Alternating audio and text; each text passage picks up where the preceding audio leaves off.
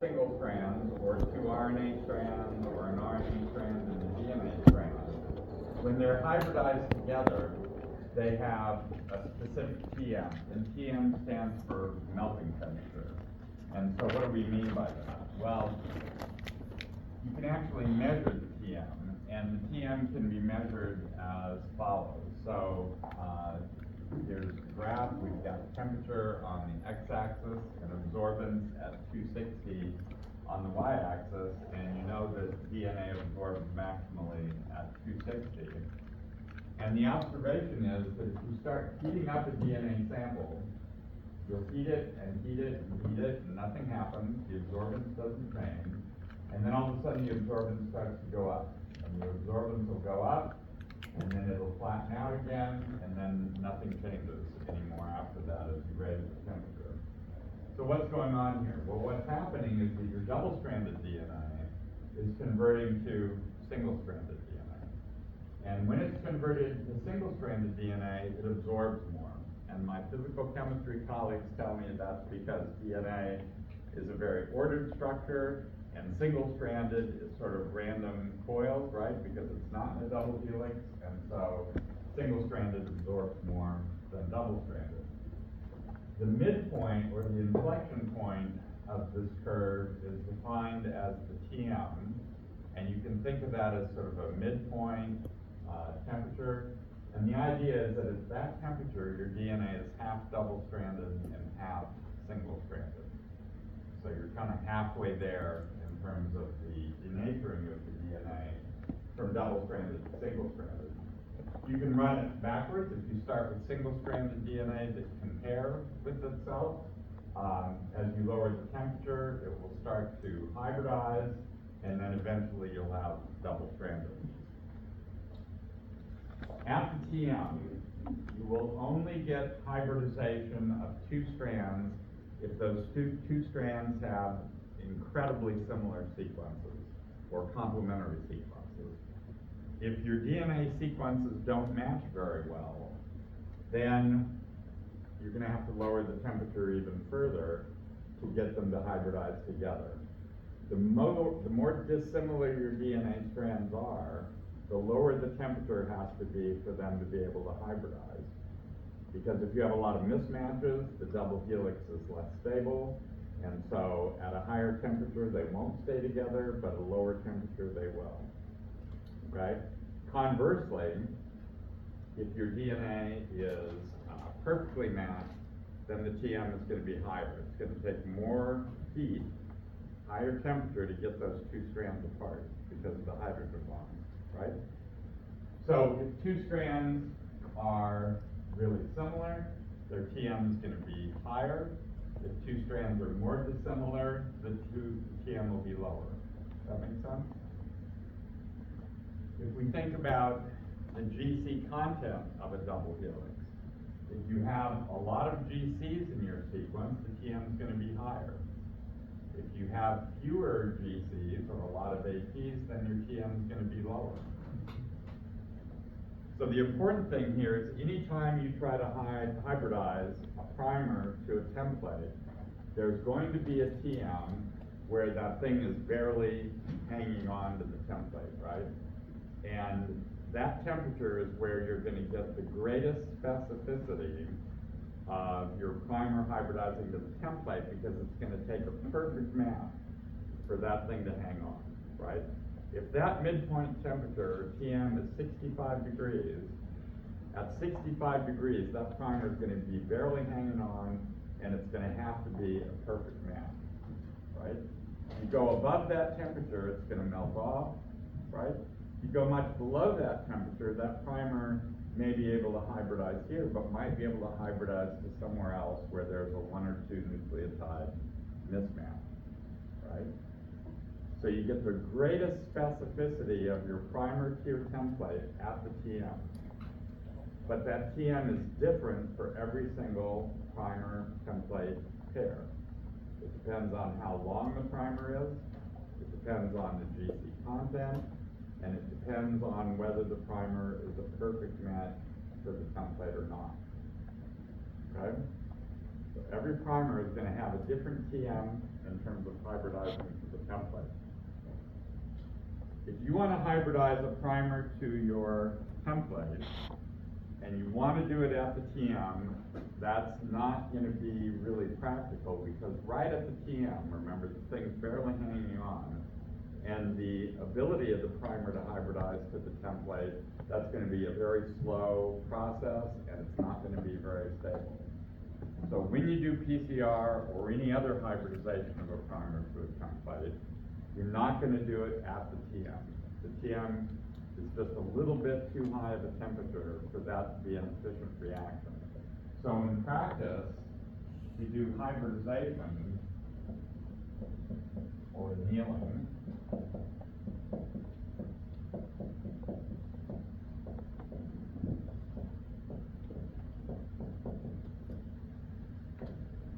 at the TM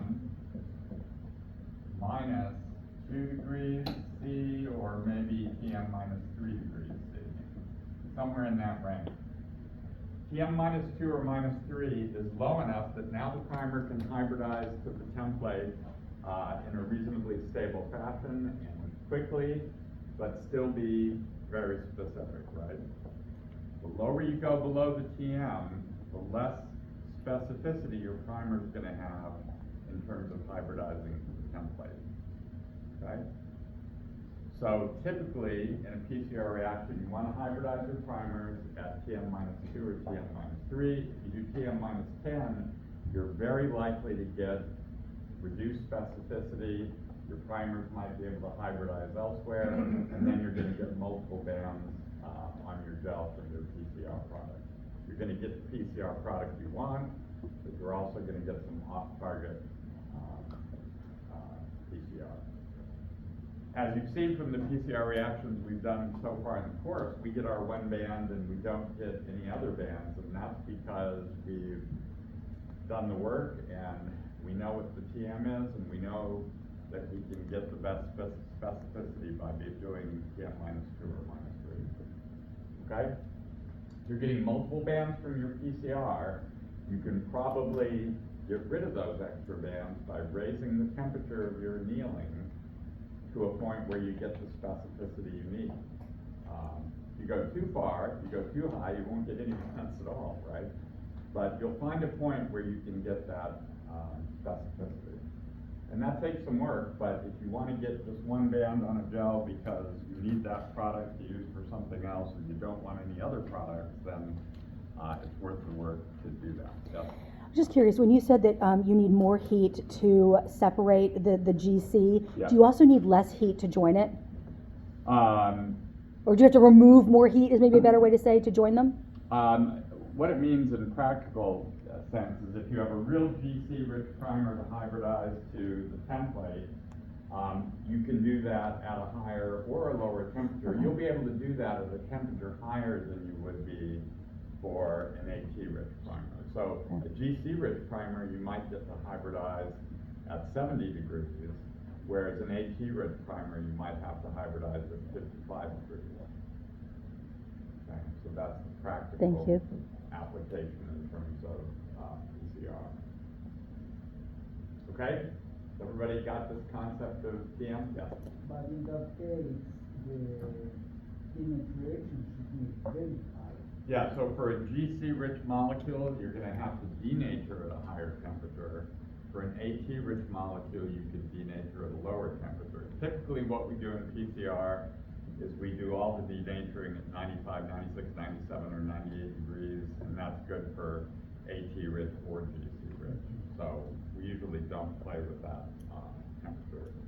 There are organisms, these extremophiles, that live in deep sea thermal vents. So deep sea thermal vents, you know, these smokers at the bottom of the ocean, they're shooting out superheated water, and nothing can live right in the superheated water stream.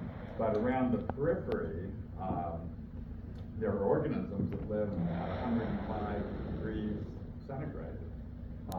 And their DNA is very GC rich because it's got to hold together at that temperature. Okay. So that's the concept of TM. So when you're doing primer design, you'd really like your TM to be somewhere between 50 and 65. And you can check the TM of your primers using computer programs that I'll show you. Broader is okay. If you have to, you could go 50 to 70. You don't really want to ever go below 50 or above 70 because below 50, it's really hard to get specific primers. In fact, below 55, it's hard to make them specific. And above 70, I know there are some complications that I'll get to later, but it's worse on the low end than it is on the high end. You also want the TM of your two primers to be close because you want to be able to anneal your two primers specifically at the same temperature. And if your TMs are wildly different, if one primer is 65 and the other primer is 55, what do, right? What temperature do you use? Well, you have to use the temperature for the lower primer, right? So if you have a 55-degree primer and a 65, you're going to have to do the hybridization at TM -2, which is 53 for the lower one. Okay, so the 55-degree primer at 53 will be specific. But your primer that has a TM of 68 at 53 degrees, that primer is not going to be specific, right? And so you're going to get reduced specificity, and so that's why it's important to have the TM of your two primers close, so that both primers can be specific at the same temperature. So when I am designing PCR reactions, I try really hard to get my TMs within 2 degrees. Now, some people say 5, but people that say 5 also get extra pants on their belt sometimes. So 2, if you can do it, 2 or less. Okay. Primers, you'll read 18 to 30 nucleotides. I don't like 18 or 19, because again, sometimes the specificity isn't great. I like to go for a minimum of 20, so I like the 20 to 23 range myself. And you can see that that works great. All the PCRs you've been doing give a really nice specific band. So it makes sense that an 18 long primer is going to be less specific than a 20 long primer, right? So I think 20 to 23 is good. There's really no reason to go beyond that unless you're doing something like in our experiment 1 where we wanted to add that SPF description site and we had a long tail. That was an example where we used a primer that was over 30 long because we added all those extra nucleotides. But for the part that hybridizes to the DNA, 20 to 23 is fine. You'd like the GC content of your primer to be as close to 50% as you can, with a nice mix of A, G's, C's, and T's in there. So 40 to 60% is good. Some of the parasites that we work on have really AT-rich genomes, and that's a problem for us. We have a really hard time sometimes designing primers that are in this range. And sometimes we have to design primers that are 30% GC. So if you have to, you can, but if you want primers that are as specific as possible, you really want to be in that 40 to 60% range, and then you'll get good specificity. A good mix of nucleotides is also good for specificity, and that's because in genomes, you have regions of the genome where you get long runs of A's or T's or G's or C's, and so if your primer is too GC rich or too AT rich, it may hybridize to these regions of the genome that are really AT rich or really GC rich. And so you'd really like to have a good mix of nucleotides, and again, that improves your specificity, particularly when you're amplifying from total genomic DNA, or if you're doing total RNA and converting it to cDNA, and you've got a really complex mixture, it's important for your primers to be as specific as you can. Okay, any questions about the first 3 so far? So far, so good?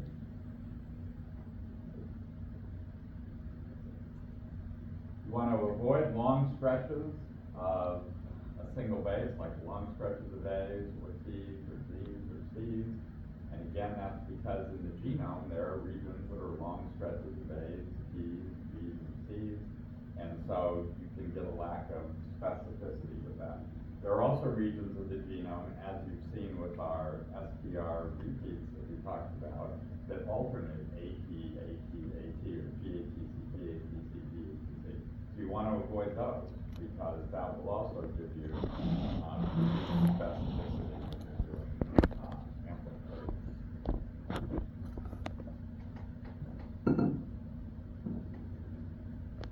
In order for PCR to work, the 3' end nucleotide of the primer, that is the 3' end of the primer where you're going to start building the sequence off of that, that 3' end of the primer must hybridize to the template.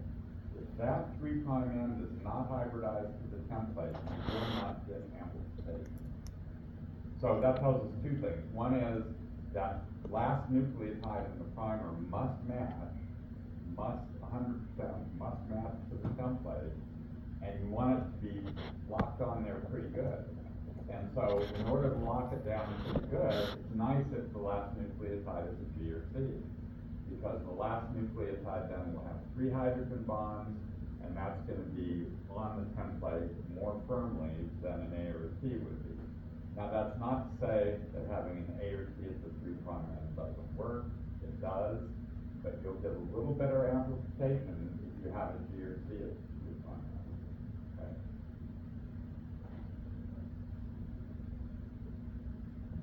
No GC clamp.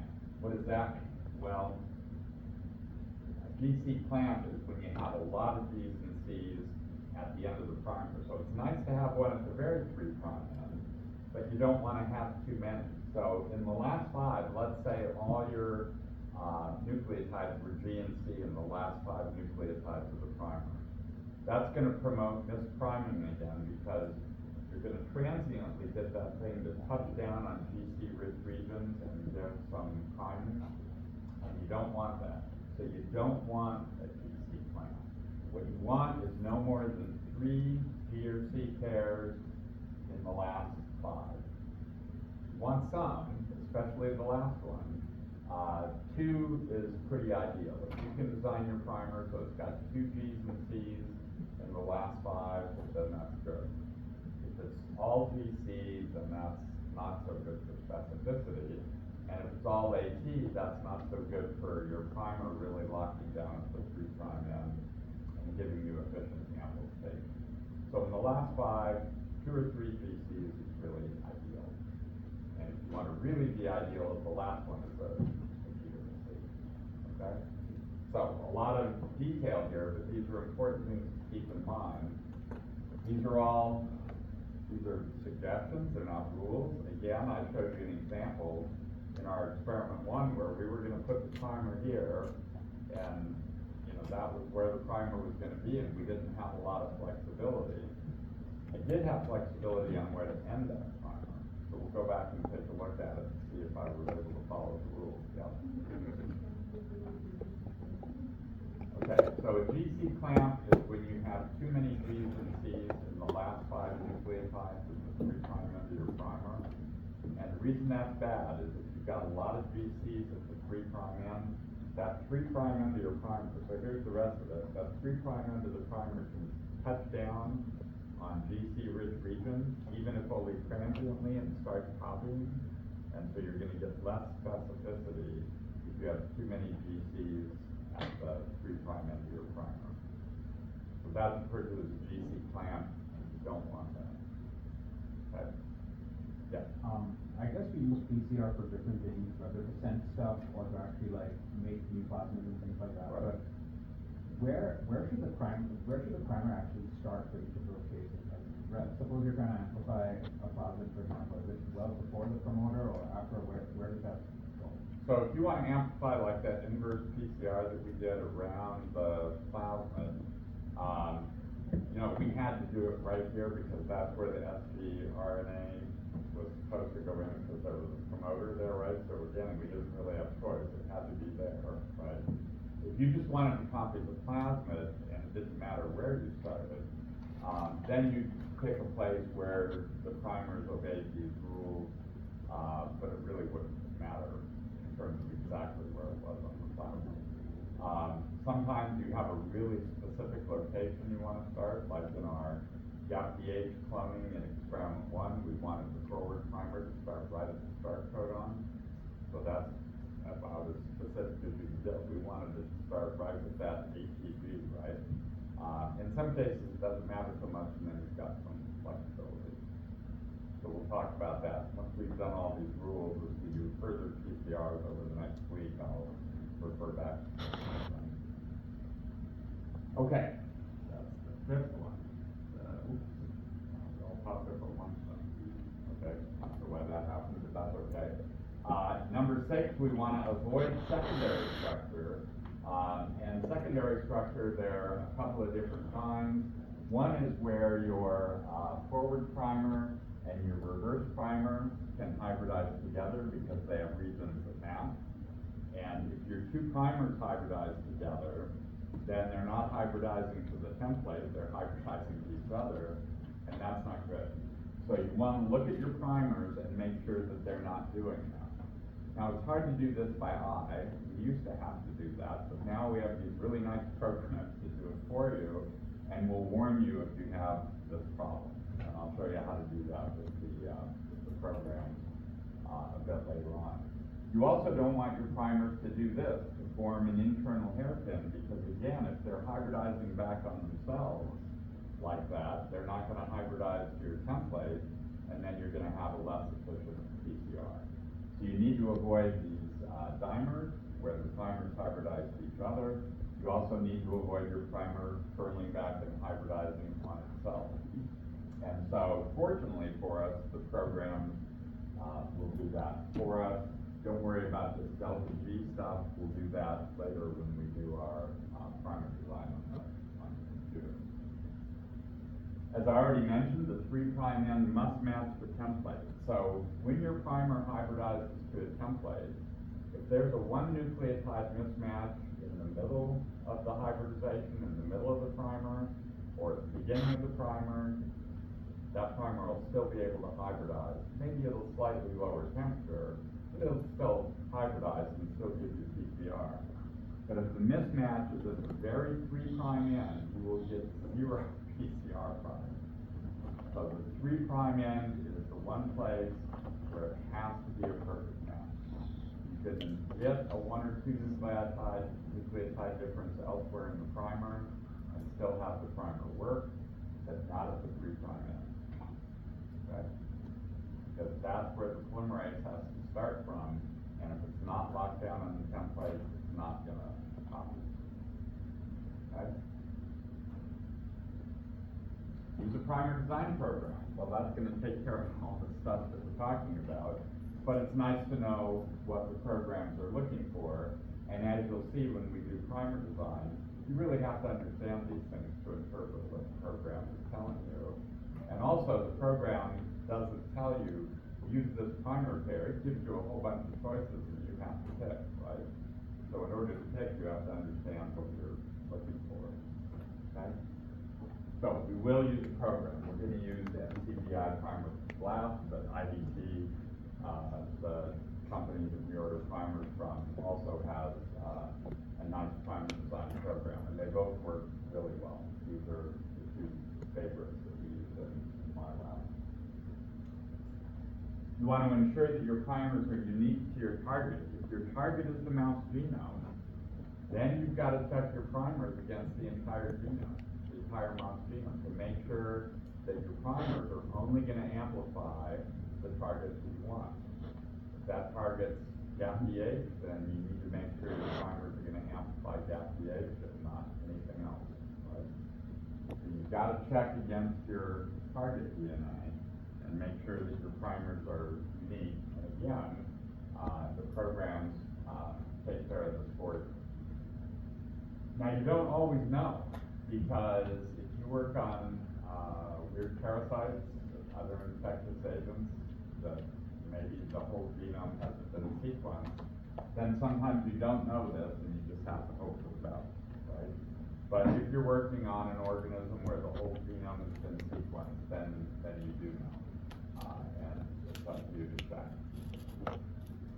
Again, the annealing temperature should be PM -2 or -3, as I told you before. And the length of what you're amplifying is important. That's called the amplicon. So this fancy term amplicon, you hear people talking about, that's just your PCR product. That's the amplified sequence is referred to as the amplicon. And you want that amplicon for efficient PCR to be as short as possible. You're going to get better efficiency with 150 base pairs than you'll get with 300. You'll get better efficiency with 300 than you'll get with 1,000. You'll get better efficiency with 1,000 than you will with 5,000, right?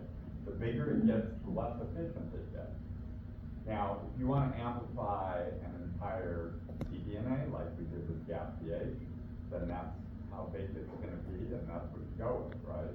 But if you have a choice, and efficiency is important, then you'll go for something short. So for example, in our diagnostic PCR that we do for lots of infectious agents, we will amplify a short target because, again, the shorter the target, the better the efficiency of the PCR and the more sensitive your assay is going to be. Okay?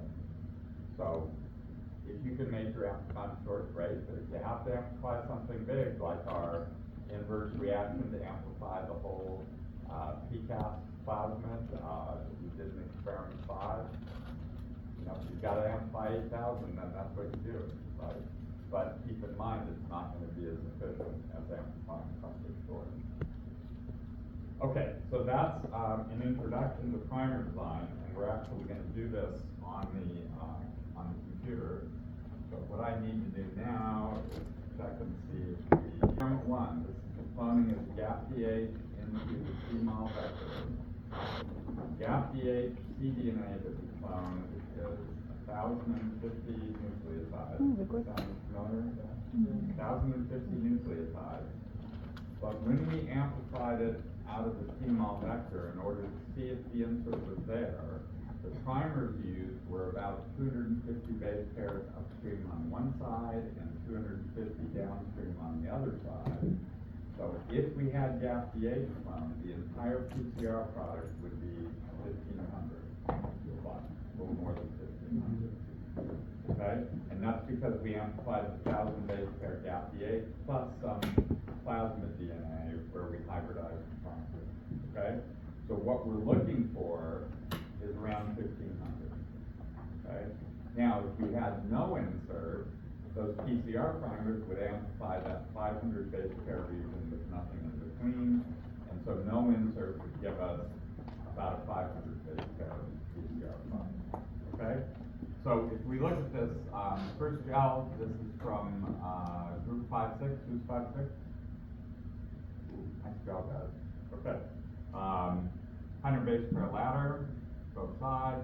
This is the 1,500 base pair band. These 1, 2, 3, 4, 5 all have the insert in it because they're all at that 1,500 base pairs. These 3 do not have the insert, and so they're around 500 base pairs. Again, there's a lot of different ways that you can end up with the plasmid ligating back on itself that we talked about before. If the enzymes didn't cut at all, you'd still have the intact plasmid, which could then transform E. coli and give you a plasmid with no insert. Or if one of the enzymes cut, then it could still ligate back together. And so there are a multitude of ways that you could get a plasmid without an insert. And typically, when we do the whole group, we've done this experiment for several years now, we get about 50% with insert and 50 without, and that's really good. I'd say this year we beat 50%. But anyway, here we got 5 out of 8. Okay? Some of you got 8 out of 8. I think there's a range from 2 out of 8 to 8 out of 8, and I think we probably averaged more than 50% this year. But as long as everybody got 1, that's what we care about. Whoops. One of my ex-students, Adela, cool stuff. But anyway, here's this is a gel from 2728. Who's 2728? Again, a nice gel. 100 base pair lab. scatter on both sides. Here's 1, 2, 3, 4 with the insert, 2 without the insert. I wanted to show this one because here we have this thing that's around 1,000 base pairs. Okay, around 1,000 base pairs. We always see this.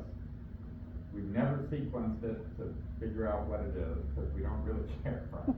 As long as we get the one we want, that's what we care about. We believe that this 1,000 base pairs, and this is something you need to be aware of with plasmids, is plasmids replicating in E. coli are DNA, and DNA does what DNA does. And one of the things it does in real cells is it does recombination. And plasmids will sometimes delete part of the plasmid as part of the replication process, and then keep replicating without the part that they deleted. And if what they deleted is something non-critical to the plasmid, then the plasmid's happy because now it's shorter and it is replicating faster, and so actually that's going to be somewhat more efficient. So with plasmids, you will often see deletions occurring. It's not what you want, but it's biology, and it happens. So we see this particular deletion a lot that gives us a 1,000 base pair product. We believe what's happening is it's deleting part of the insert, 500 base pairs of the insert, but we've never actually sequenced it. And that's why you get a shorter product, because E. coli is deleted part of the insert. Why is it always about 1,000? Well, there's probably a sequence on the 1,000 base pair gap DH insert where 2 parts of that sequence that are 500 base pairs apart can recombine and get deleted out by the E. coli. And that's why we see the same size thing all the time. In this lane, this is really cool because in this lane you can see the 500, but you can also see the 1,000. And so in this one it looks like it deleted part of the insert, and so we have a mixture of plasmid that has no insert and some plasmid in the same cell that has the deleted part of the insert. So we can sequence these and prove that, but I would call that doing science on science. I told you molecular biologists are really goal-oriented, right? As long as we get what we want, that's okay. And we're not going to study something that we don't care about, right? But we could. All right, so we have 4 out of 8 on this one, and we've got 2 here with no insert, and then 2 with this funny deleted product. Okay? Yeah. The mix of products that is larger than the number. Okay, so what's your number? 22.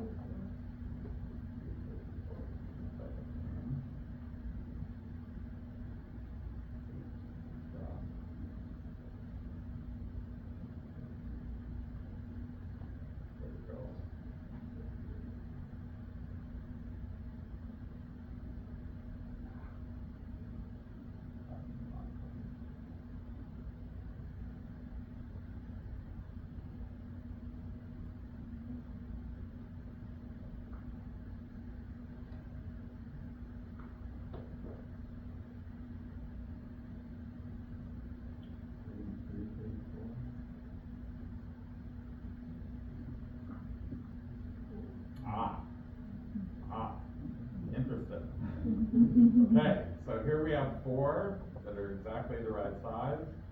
We have 3 that are with no insert, right, at 500 base pairs. And then we've got this big one up here.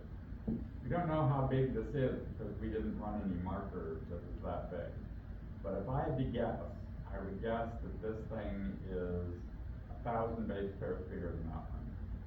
And why would this one be 1,000 base pairs bigger than that? 2 inserts together that went into the plasmid. Yeah. And sometimes we see, we'll see one that's got 3, actually. And again, this has to do with the ratio of insert to vector. We did a ratio of 2 to 1 insert to vector because we wanted to increase our chances of getting plasmids that have the insert. But if you go to 2 to 1, you're gonna also enhance the probability of getting two inserts ligated together. And so we see that here. But you can also see that 2 to 1, we didn't get many of those. So 2 to 1 is pretty safe. So that's why we did 2 to 1. It gave us a high efficiency of insertion with very few dimers. But we usually see 1 or 2. Yeah. So thank you for pointing that out, that's great. We have an empty list. Empty lane would mean that, remember this colony PCR? You pick a colony into the tube, really dirty reaction, there's a failure rate of this PCR. So if you've got a lane with no product, it just means that particular PCR failed. And again, the failure rate in this reaction is typically higher than what I'm seeing in your results. I'm pretty impressed. If you go back and look at this across all the gels, the failure rate is really low. So kudos to you guys. That's because you were really good about not picking too many cells. Again, if you get a little bit too much in terms of cells into the tube, you might get a failed reaction. So it might be that in that particular colony, you just pick more cells than in the other one.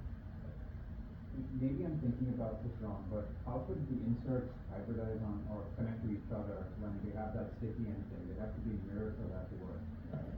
Yeah, so what would happen, I mean, you know, there are so many different ways that this can occur, but let me just, diagram it for you. So product that's got a blunt end on this side and a sticky end on this end. So blunt and sticky, that can ligate to the sticky end of another one, right? And now you've got 2 blunt ends, right? And so the question is, how could that ligate into the vector if the vector has a blunt on one end and a sticky on the other? And the answer is that the plasmid, you get some plasmid where the SBF didn't cut, then you're going to end up with a plasmid that's got the blunt end on both sides from the XMN1, and then this thing could ligate into that. Another possibility is that you ligated a third insert onto here, blunt to blunt, and now you've got a blunt on one end and a sticky on the other, and it can go into the plasmid, and so that would be 3,000 long plus the extra 500 would be 3,500. I don't know if that's how big that one is because we don't have a marker to tell us how big it is, but that's another way it could work. So lots of possibilities. But if you set up the experiment correctly, these odd things you don't see very much. Mostly you get what you're hoping for. You get one. Okay. I will say that when you look at the causes for the ones that don't have an insert, the cause is typically from one of the enzymes cutting and the other one not, and sometimes that's because one enzyme is more efficient than the other one.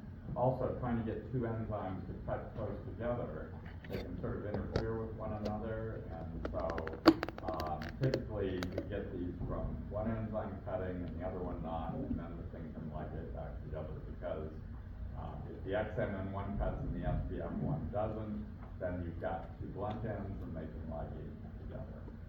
And it really comes from asking the enzyme to cut super close together. Okay? Excellent result. This is probably, since we started doing this experiment, I'd say this is probably the highest percentage of success that I've seen, and the lowest number of complete failures where the PCR didn't work. I mean, there's just very few. So, really great. Good stuff. All right. On that note, positive note, you can go to lunch. Yes, go ahead.